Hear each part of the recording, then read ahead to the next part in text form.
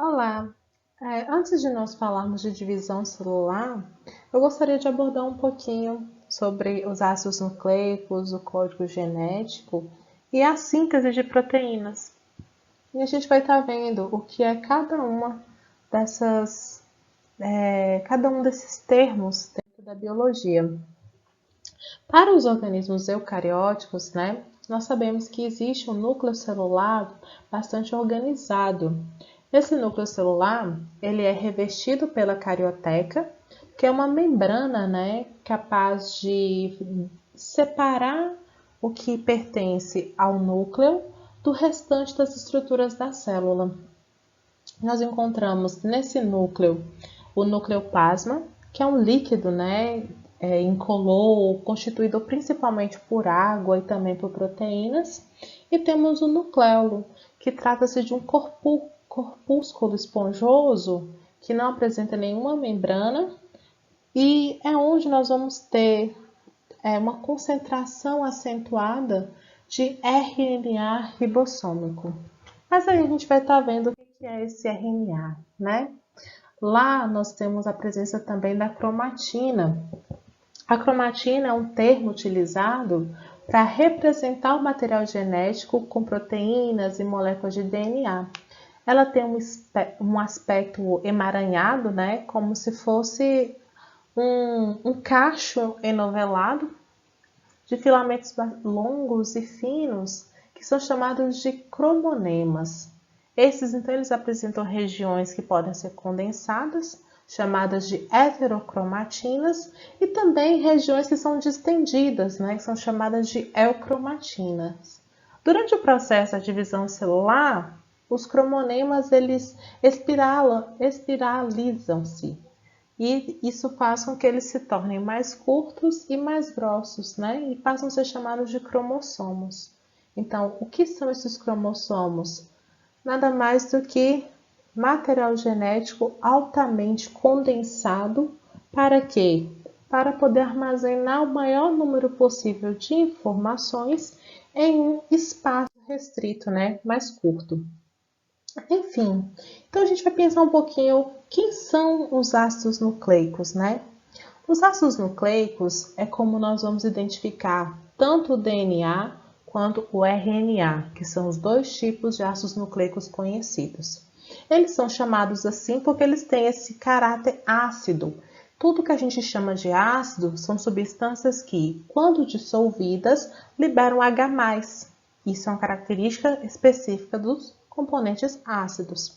Originalmente, eles foram descobertos no núcleo das células, por isso o termo nucleico, em referência ao fato de que eles estão encontrados no núcleo das células. Isso no século XIX.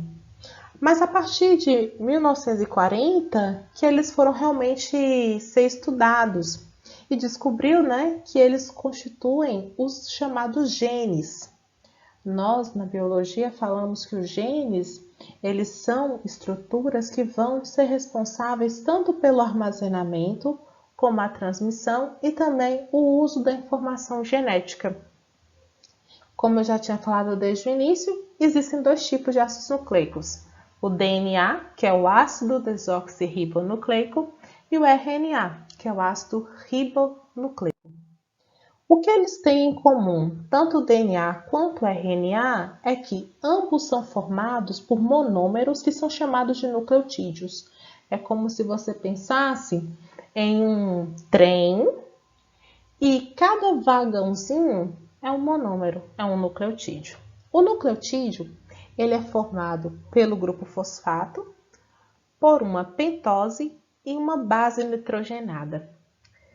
É importante a gente lembrar essa composição, porque essa composição ela vai ser responsável por diferenciarmos o DNA do RNA, tá? O grupo fosfato, ele origina-se do ácido fosfórico, a partir da perda de átomos de hidrogênio. A pentose, nós temos duas pentoses, que podem ser uma encontrada no DNA e a outra encontrada no RNA. As pentoses que nós conhecemos, elas são monossacarídeos formados por 5 átomos de carbono. Se eu falo monossacarídeo, eu estou falando que se trata de um açúcar simples, né? Formado por um único sacarídeo. Nós temos a ribose, que é a que nós encontramos no RNA, por isso ácido ribonucleico. E temos a desoxirribose, que é a que nós encontramos no DNA, por isso o nome ácido desoxirribonucleico. Nós temos 5 tipos de bases nitrogenadas, que são adenina, guanina, citosina, timina e uracila. Tá? Essas bases nitrogenadas, elas têm, né, um formato em anel e contém um nitrogênio. Dessas 5 bases, nós encontramos 4 tipos na molécula de DNA e 4 tipos na molécula de RNA. Aí vocês podem perguntar, mas são 5? Sim, porque especificamente uma das 5 a gente encontra no RNA, mas não no DNA, que é a uracila. A uracila a gente encontra no RNA, mas não encontramos no DNA. No lugar da uracila, o DNA tem a timina, tá? Bom, nós classificamos as bases nitrogenadas em bases púricas ou bases pirimídicas. As bases púricas, elas são formadas por 2 anéis. As bases pirimídicas têm apenas um único anel. Nas bases púricas, temos apenas a adenina e a guanina. Se você gravar a palavra água, você vai pensar em A para adenina e Gua para guanina. As bases pirimídicas têm um único anel aromático, são a citosina, a timina e a uracila. Aqui nós temos a fórmula estrutural de um nucleotídeo, né? Essas unidades que vão estar formando o DNA e também o RNA. O nucleotídeo de um DNA, ele vai ter a presença de um grupo fosfato, de um açúcar, que é a desoxirribose, e as bases nitrogenadas poderão ser adenina, guanina, citosina ou timina. Reparem que a gente usa a primeira letra para identificar a base, né? A para adenina, G para guanina, C para citosina e o T para timina. Já no nucleotídeo do RNA, nós temos o grupo fosfato, temos um açúcar que é chamado de ribose e a base nitrogenada pode ser a adenina, a guanina, a citosina ou a uracila, uma dessas 4.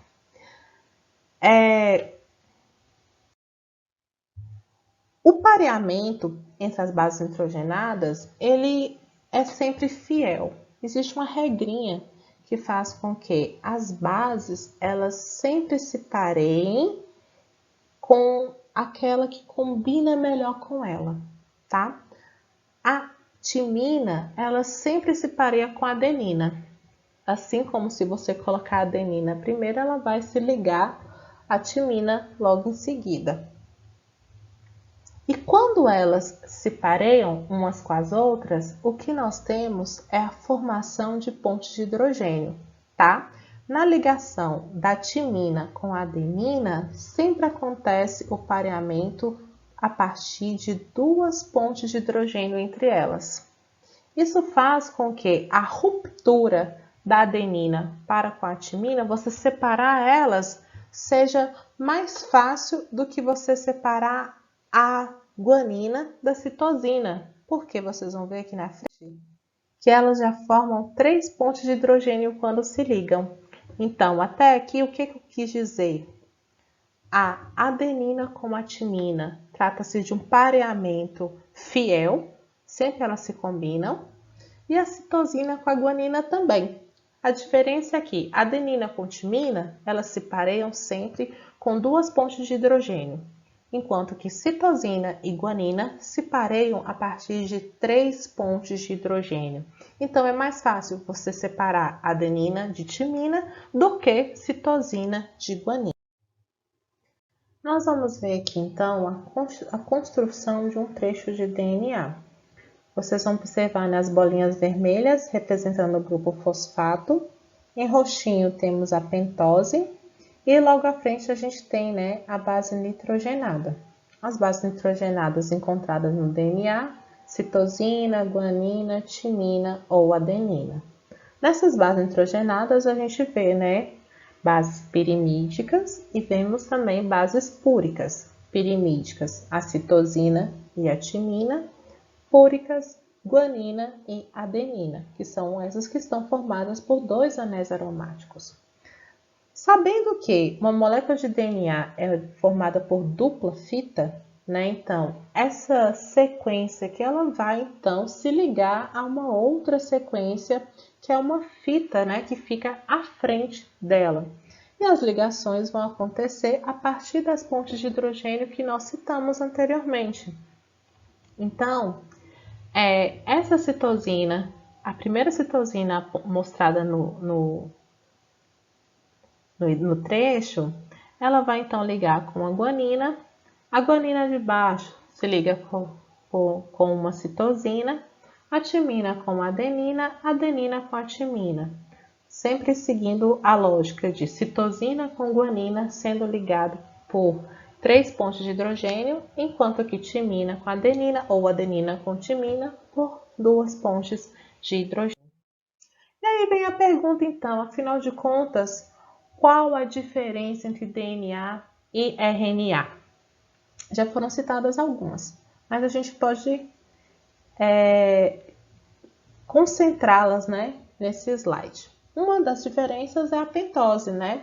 No caso do DNA, a pentose que a gente encontra é a desoxirribose, ou seja, o açúcar que vai estar presente no nucleotídeo que constitui o DNA é a pentose, que é essa molécula que vocês estão vendo aqui. A fórmula dela é C5H10O4. Já o açúcar que nós encontramos na molécula de RNA, ela é uma ribose. E reparem que no carbono, no último carbono, né, de baixo, o que a gente tem é uma hidroxila ligada a ele, enquanto que na desoxirribose a gente tinha um hidrogênio ligado.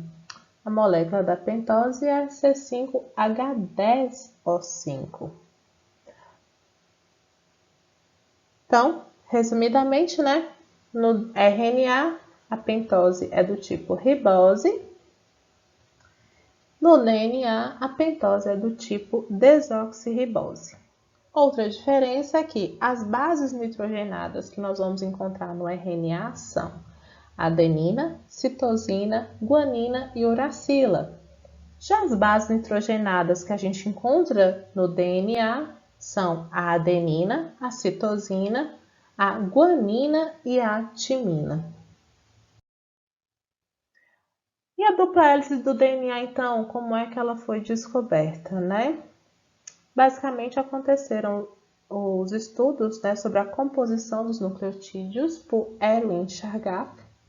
E Erwin, ele conseguiu detectar a proporcionalidade de cada um dos nucleotídeos que formam a molécula de DNA. E ele comparou a proporcionalidade no ser humano, no carneiro, no trigo e na Escherichia coli. Na tabela, vocês conseguem ver a quantidade de adenina, a quantidade de citosina, a de guanina, a de timina, tá? Todas essas bases. E ele percebeu que, fazendo uma relação das bases que se pareiam umas com as outras, a quantidade encontrada aproximava de 50% de bases púricas e 50% de bases pirimídicas, né? A gente conseguiria perceber, por exemplo, observem o lado do ser humano. A quantidade de adenina no ser humano é 30,4. A gente sabe que a adenina se pareia com timina. Qual a quantidade de timina? 30,1. Uma quantidade bem próxima, né? Guanina e citosina é a mesma coisa. A gente sabe que uma pareia com a outra. A quantidade de guanina, 19,6. De citosina, 19,9. Se nós somarmos todas essas quantidades, chegaremos a 100%. E esse 100% é formado de maneira que 50% do total são bases púricas e 50% são bases pirimídicas. Esse raciocínio levou Chargaff a compreender que o DNA se tratava de uma dupla hélice. Algumas informações importantes, então, né, para chegar no modelo do DNA. Uma, que o DNA é uma longa molécula formada pela união de nucleotídeos. Na molécula do DNA, as quantidades de adenina e timina, bem como de guanina e citosina, elas são iguais. E aconteceram, né, estudos com difração de raio-x feitos por Rosalind Franklin, que mostravam a molécula de DNA na forma que ela é conhecida hoje, essa forma helicoidal.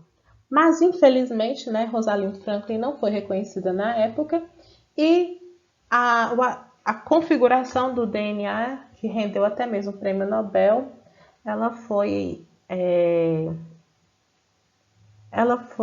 apontada como tendo sido uma descoberta de Watson e Crick.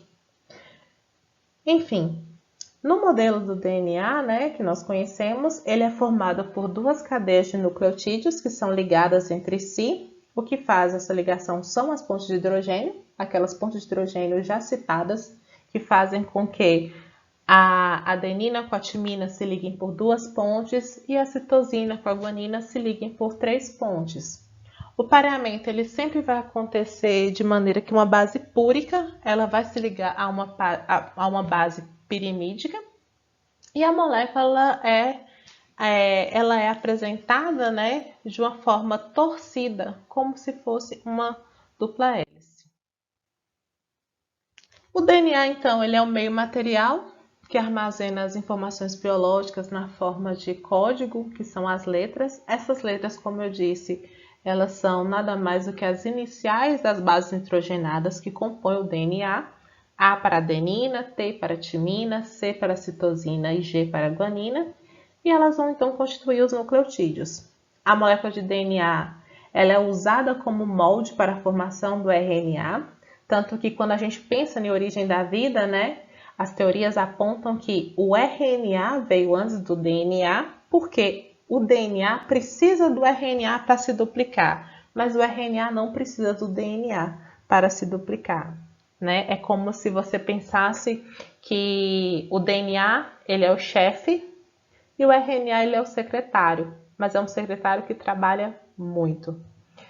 E é o RNA que faz, né, a cópia ou codifica alguns segmentos do DNA para levar à produção de uma proteína.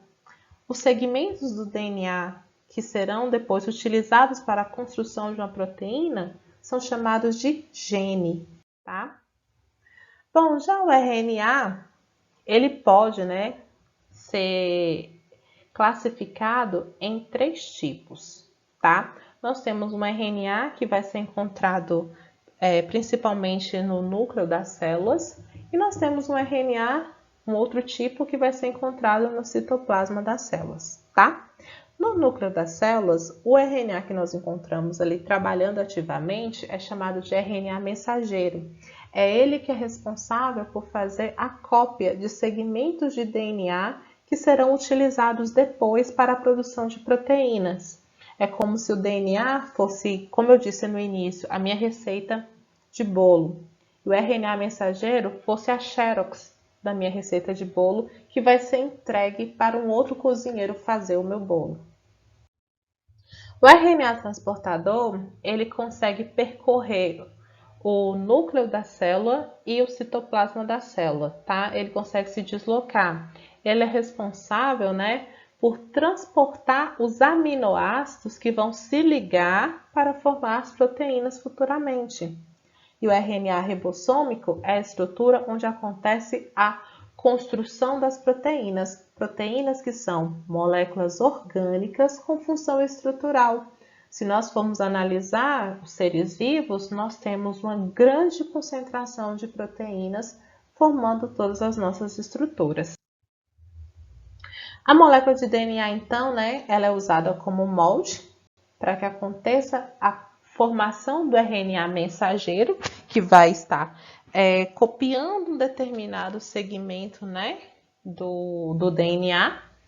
E esse RNA mensageiro, o que ele copia é um segmento que vai ser chamado de gene, já que é ele que vai levar à construção de uma proteína. No processo de cópia, ou melhor, no processo de transcrição, o RNA mensageiro, então, abandona o núcleo da célula, levando, né, a sequência de bases que vão determinar a proteína a ser produzida. Na imagem que vocês estão vendo agora, o que nós temos é o início de tudo acontecendo. Aqui nós temos o DNA, que, como nós já sabemos, é formado por duas fitas. E essas fitas, elas foram separadas porque existe uma enzima, a DNA helicase, que veio aqui e rompeu, né, as pontes de hidrogênio, separando as fitas de DNA. Por quê? Porque com as fitas separadas fica mais fácil fazermos uma cópia. É como se fosse um livro que se abre. Você não vai conseguir copiar a página se você não separar as páginas, não isolar cada uma delas. Enquanto o livro estiver fechado, em que uma página está presa à outra, você não consegue fazer a cópia. E é assim que funciona. Então, as fitas de DNA são separadas para que agora uma enzima chamada RNA polimerase consiga, né, construir o RNA mensageiro, que vai ser formado pelo pareamento das bases nitrogenadas, de modo que é como se tornasse um reflexo no espelho daquele segmento de DNA, tá? Mas esse pareamento na formação do RNA mensageiro, ele vai se dar obedecendo aquela fidelidade das bases nitrogenadas. Então, imaginem que esse DNA foi aberto e, ao ser aberto, esse DNA, ele pode ser que ele tenha uma adenina aqui. Então, o RNA, ele teria, né, uma timina. Mas a gente sabe que RNA não tem timina, ele tem uracila no lugar. Então, o RNA mensageiro, ele vai vir aqui e colocar uma uracila. Suponhamos que no DNA tivesse uma guanina. Então, o RNA, ele chega e encaixa uma citosina pareando aqui, até termos uma molécula construída que nada mais é do que o reflexo no espelho da molécula desse DNA. Mas é um reflexo semi-conservativo, já que o que acontece é uma substituição da timina pela uracila e, querendo ou não, é uma visão espelhada, né? Não é uma cópia na íntegra. Esse RNA transcrito, que é o RNA mensageiro, ele vai sair do núcleo da célula e vai ser levado até os ribossomos, para ali apresentar agora a sequência, né, de nucleotídeos que vai servir para a construção de uma proteína pela leitura do código genético. Aqui, né, então seria mais ou menos isso aqui acontecendo. Nós temos a cadeia de DNA. Essa cadeia vai ser transcrita, né? A transcrição é quando acontece a formação do RNA mensageiro e ele é formado pelo pareamento das bases nitrogenadas, obedecendo a regra de pareamento que elas têm. E esse RNA mensageiro, né, depois de formado, ele vai então ser levado para os ribossomos. A leitura dos ribossomos, ela acontece obedecendo ao que a gente chama de códon. O códon é sempre uma sequência de 3 nucleotídeos. A cada 3 nucleotídeos lidos, haverá um aminoácido correspondente, tá? Então, funciona assim. Está lá no ribossomo esse RNA mensageiro que chegou, formado por uracila, guanina, guanina, uracila, uracila, uracila, guanina, guanina, guanina, uracila, guanina, adenina, tá? O primeiro códon, uracila, guanina, guanina, significa que quando o ribossomo faz a leitura dele, ele vai solicitar ao RNA transportador que traga, né, o aminoácido triptofano, né? E aí, esse aminoácido precisa chegar e ser apresentado. O segundo códon, uracila, uracila, uracila. Quando ele for lido, o ribossomo vai sinalizar: traga a fenilalanina para mim, que eu preciso dela. É o segundo aminoácido. O terceiro códon, guanina, guanina, guanina. Quando for lida, o aminoácido vai falar: preciso da glicina, e assim sucessivamente. Então, a cada 3 nucleotídeos lidos, ou seja, cada códon lido, nós teremos um aminoácido respectivo correspondente, né, que vai sendo trazido pelo RNA transportador até que nós tenhamos uma sequência de vários aminoácidos, que é o que caracteriza uma proteína, né? E cada aminoácido que chega, ele se liga um ao outro por uma ligação química chamada ligação peptídica. A ligação peptídica, ela é exclusiva das proteínas, somente elas fazem esse tipo de ligação, porque é como nós vamos estar sempre identificando a ligação entre aminoácidos, tá? Nós temos aqui então, né, o processo que vai acontecer lá no ribossomo, né? O que nós temos de 2 círculos aqui na imagem, que é de subunidade maior e subunidade menor, nada mais é do que o ribossomo percorrendo o RNA mensageiro. E a cada momento de percurso que ele faz a leitura do códon, e ao fazer a leitura do códon, ele vai estar ali solicitando ao RNA transportador a chegada do aminoácido correspondente, né? E assim ele consegue, né, ler toda a fita de DNA e ir encaixando os aminoácidos necessários que ficam presos uns aos outros por uma ligação peptídica. Uma informação importante é que vocês vão perceber que no final do RNA mensageiro existe uma sequência que é UAG, uracila, adenina e guanina. Essa sequência, ela é um sinal para indicar que a leitura acaba ali. Então, quando o RNA mensageiro ele apresenta o UAG para o ribossomo que está fazendo a leitura, ele está dizendo ao ribossomo o seguinte: pode parar aqui, tá? A partir desse momento agora, a leitura acabou. Pode soltar a proteína e enviar ela lá para o complexo de Golgi, que o complexo de Golgi vai enviar ela para onde ela tem que ir, tá? Para onde é que a célula necessita de fato dessa proteína.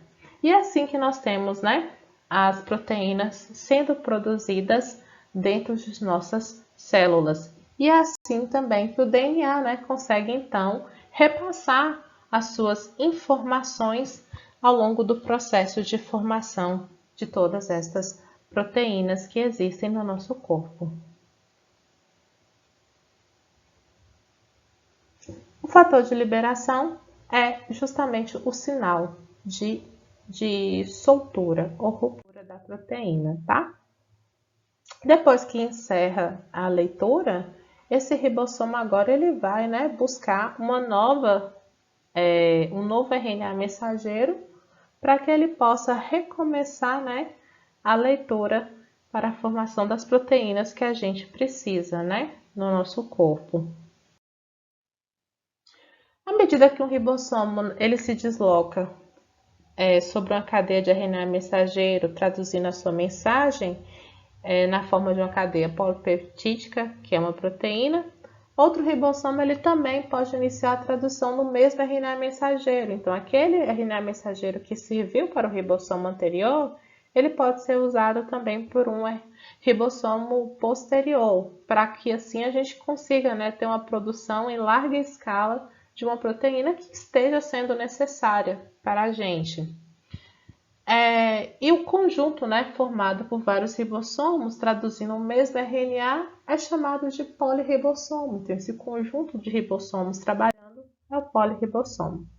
A tradução, como eu já disse, ela sempre vai respeitar os códons, que são a sequência de 3 nucleotídeos, e cada sequência de 3 nucleotídeos ela vai trazer a um aminoácido correspondente, mas não sei se vocês já ouviram falar, mas existe uma afirmativa que fala que o código genético ele é degenerado. Por que ele é degenerado? Observem nessa seguinte tabela. Vocês vão perceber que você encontra mais de um códon para o mesmo aminoácido. Então, a fenilalanina, ela pode ser representada pelo códon uracila, uracila, uracila ou pelo códon uracila, uracila, citosina, né? A leucina, então, ela tem cerca de 1, 2, 3, 4, 5, 6 possíveis códons que vão trazer a apresentação dela. A isoleucina tem 3 e por assim vai. Então, reparem, nós temos vários aminoácidos, mas eles não estão fixos a um único códon. Pode ter, né, mais de um códon para cada um destes aminoácidos. Isso faz com que o código genético seja, então, né, chamado de como sendo um código degenerado.